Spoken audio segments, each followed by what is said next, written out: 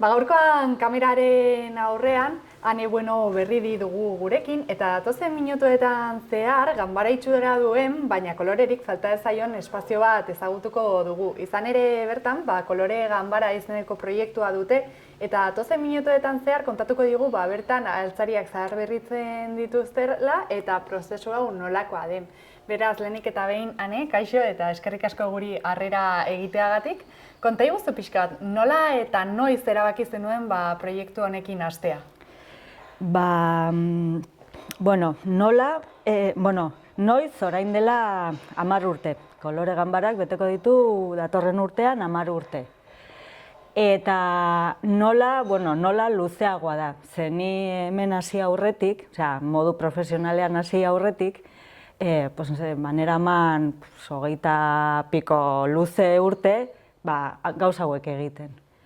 Eta orain dela 12 bat urte gelditu nintzen langabezian, eta izan zen hori bizitzako momentu gogorroietako bat, batean ez dakizula nora jo, edo gelditzen zera hor galduta, eta orduan ez dakit nola, hor bueltaka edo, esan nun zergatik ez, beti hor nire bizitzan modu paraleloan egin dudan zerbait, zergatik ez hortara dedikatu, ez? Eta hola, poliki-poliki, ze hasi zen oso gauza txikia izaten, hasi nintzen. Hori da, proiektu txiki bat bezala hasi zen, baina handituz joan da. Konta iguzu, ez dakit edozein altzari berritu daitekeen, nola baiteko baldintza batzuk izan behar dituen, edo zenbaten eta lan gehiago eduki hobeto?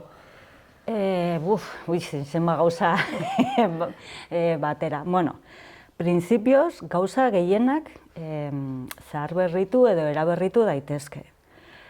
Emango digute lan gehiago edo lan gutxiago.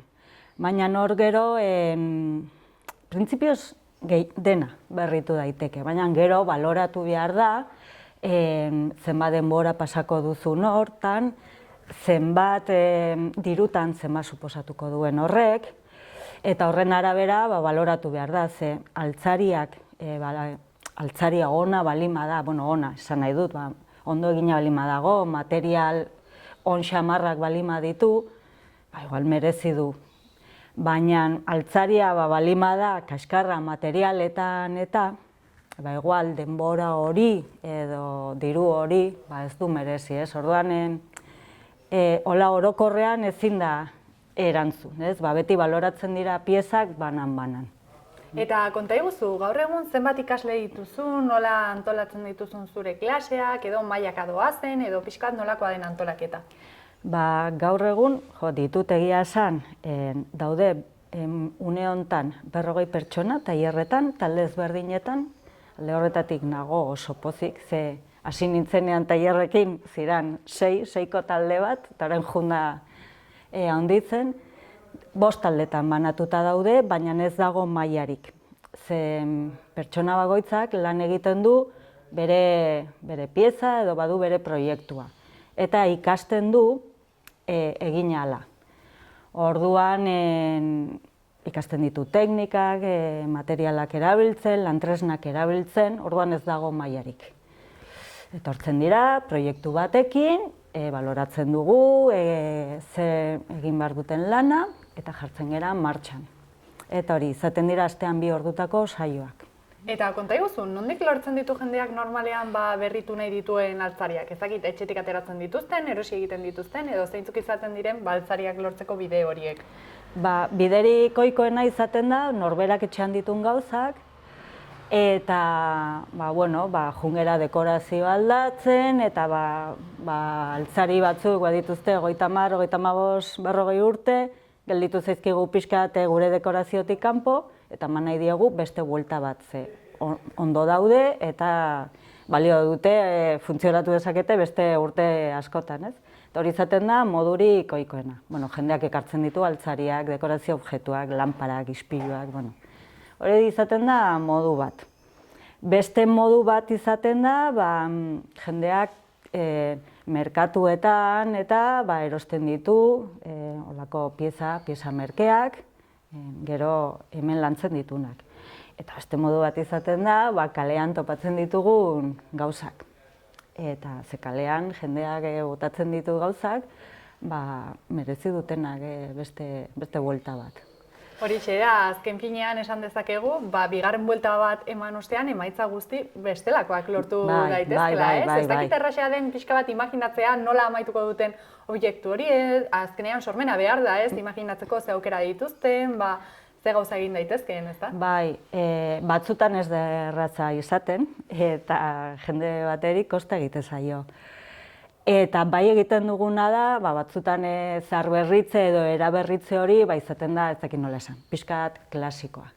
Baina badago beste jende bat oso ausarta dena, edo badara hemen denbora bat, eta aurkitzen ditu altzariak, eta egiten du pixka bat, ez dakit, esperimentu lana edo beraiekin, ez? Eta orduan ja ez da bakarrik pintatzea edo zer berritzea, egiten ditu pieza kendu aldatu jarri, eta orduan ematen dio beste itxura bat zeharo ezberdina.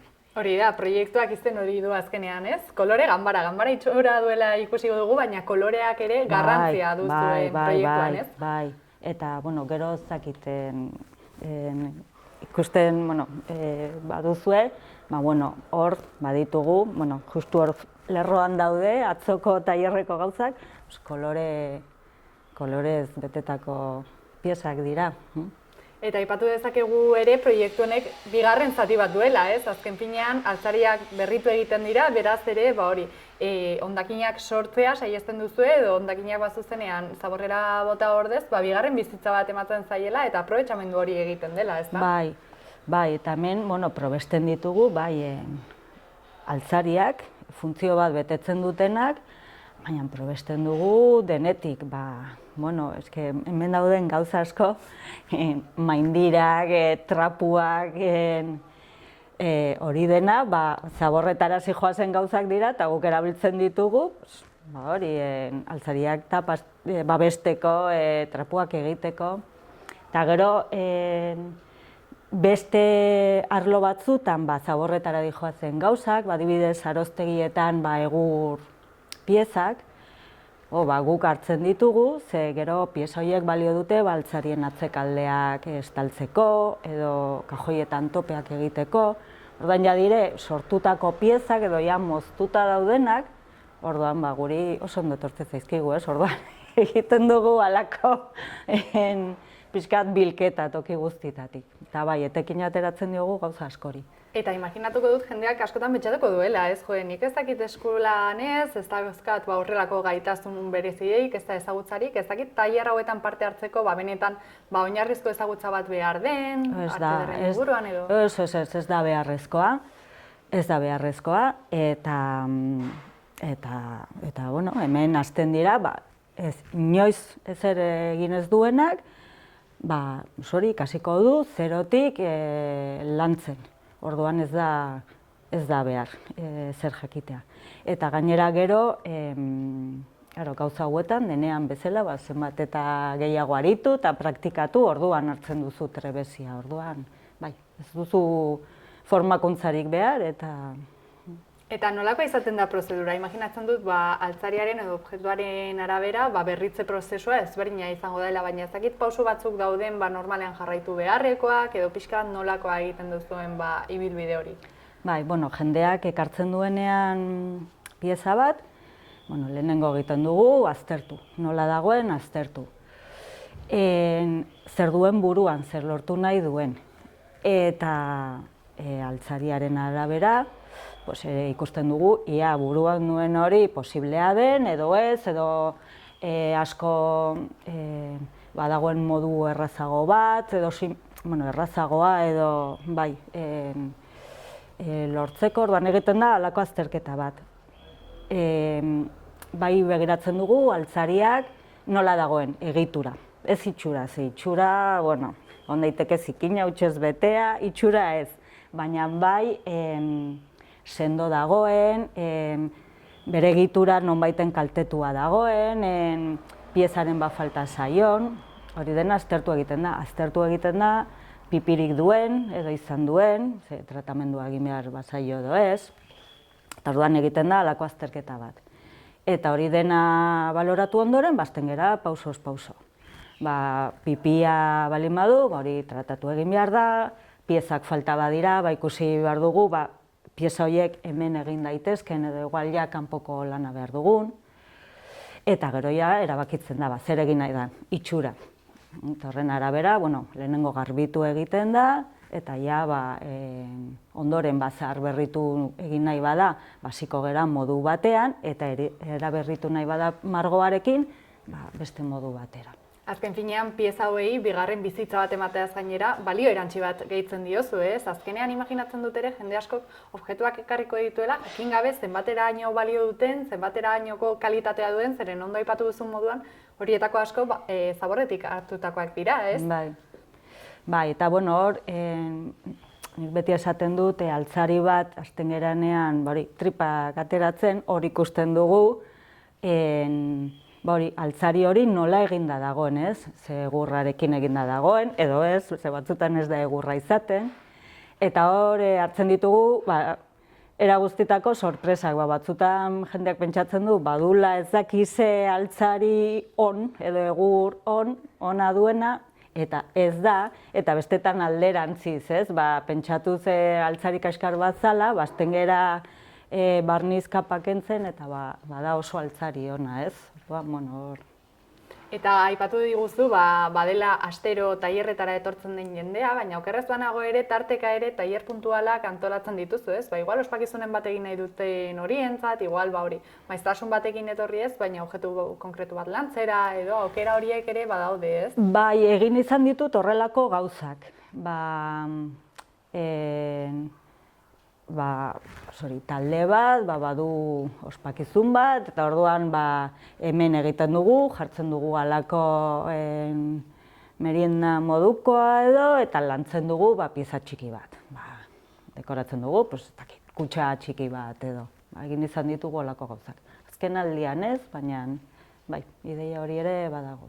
Eta gero ere, okerraz banago, objektuak saltzen dituzu, ez? Hemen egindakoak, edo pixka bat objektu bereziak, edo jendeak jakin dezan ze beste zerbitzu dituzuen. Bai, parte hartan, badago denda aldea, txikitsua da, eta hor daude, nik lantzen ditudan piezak, salgai jartzen ditudanak.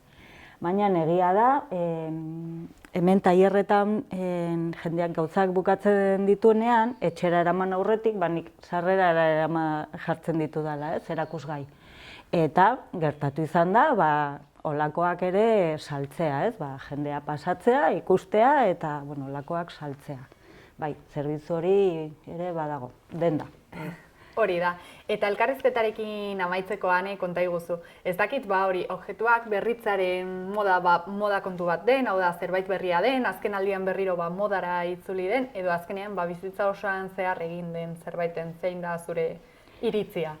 Bada, beti, ni badaramazkit urte asko horretan, eta bada beti egin den zerbait, beti egin den zerbait. Nik badut, baina egia da, batzutan boladak egoten direla. Batean modan jartzen da edo medioetan ateratzen da, ez dakit. Nik badut artikulo bat gordea, 80pikokoa, esaten zuna, el boom de la restauración, ez? Orain dela, egoten dira horrelako goraberak, baina egia da, beti egon dela zaletasun hori. Eta gero, egia da, holako gauza bat martxan jartzen duzunean, edatu egiten da, ez? Igual, badago jende asko, lehen bat zegoen, zaletasun hori zuna edo, baina ez zuen nora jo, ez, egiteko. Zabaltzen duzunean holako toki bat, bada beste puntu bat, hori egiteko, ez? Kontatu eta azaldu diguzun guztia asko eskertzen dizugu Ane, eta batez ere zure tailer denda honetako ateak zabaldu izana, beraz, mila esker, eta zorte hon, hemendik aurrerako ibilbidea. Eskerrik asko.